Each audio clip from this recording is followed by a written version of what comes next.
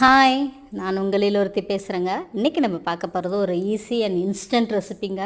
எத்தனை பேர் வீட்டிலங்க மாவு இல்லைன்னா டென்ஷன் ஆவீங்க? கண்டிப்பாக நான் ஆவேங்க. மாவு இல்லைன்னா அடுத்தது என்ன பண்ணுறதுனே தெரியாதுங்க. அந்த அளவுக்கு மைண்டு இதாயிரும். அது மாதிரி எத்தனை பேர் அந்த மாதிரி அனுபவிச்சிருக்கீங்க எனக்கு கமெண்ட் பண்ணுங்கள். வாங்க அப்படிப்பட்ட நேரத்தில் இந்த ரெசிபியை நம்ம யூஸ் பண்ணிக்கலாங்க. ரொம்ப இன்ஸ்டண்ட்டாக ஒரு தோசை ரெசிபி தான், வாங்க பார்க்கலாம்.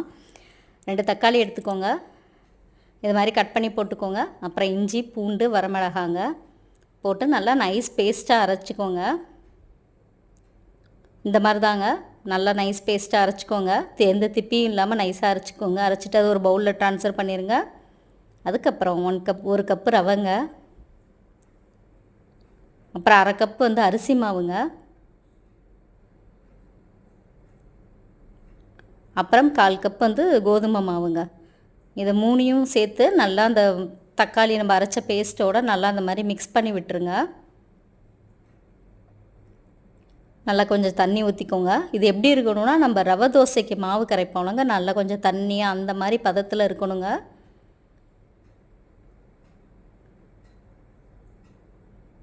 அது நல்லா கிளறி விட்டாச்சுங்க. கிளறி இந்த மாவு இப்போ இப்படி இருக்குது. ஒரு தட்டை போட்டு அப்படியே ஒரு 15 நிமிஷம் அப்படியே விட்டுருங்கங்க. அது அப்படியே இருக்கட்டும். ஒரு 15 நிமிஷம் கழிச்சுங்க எடுத்திங்கன்னா அந்த ரவையெல்லாம் அந்த தண்ணியில் நல்லா ஊறி மாவு இன்னும் கொஞ்சம் டைட்டாக இருக்குங்க. இந்த டைமில் நம்ம இன்னும் கொஞ்சம் தண்ணி ஆட் பண்ணிக்க போகிறோம். இப்போ நம்ம அதில் வெங்காயம், சீரகம், கருவேப்பிலை, உப்புங்க.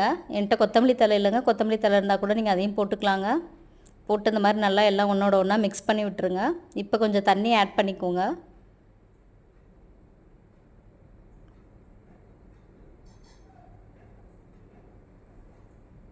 பாருங்கள், இப்போ தண்ணி ஆட் பண்ணிவிட்டு நல்லா மாவு நம்ம அந்த ரவை தோசைக்கு மாவு கரைப்பாங்களோ அந்த அளவுக்கு கரைச்சிக்கோங்க. நல்லா கரைச்சிட்டு சப்போஸ் உங்களுக்கு தோசை இப்படி ஊற்றுறதுக்கு வரலன்னா இன்னும் கொஞ்சம் அரிசி மாவு கூட நீங்கள் ஆட் பண்ணிக்கலாம். நல்லா வருங்க சூப்பராக.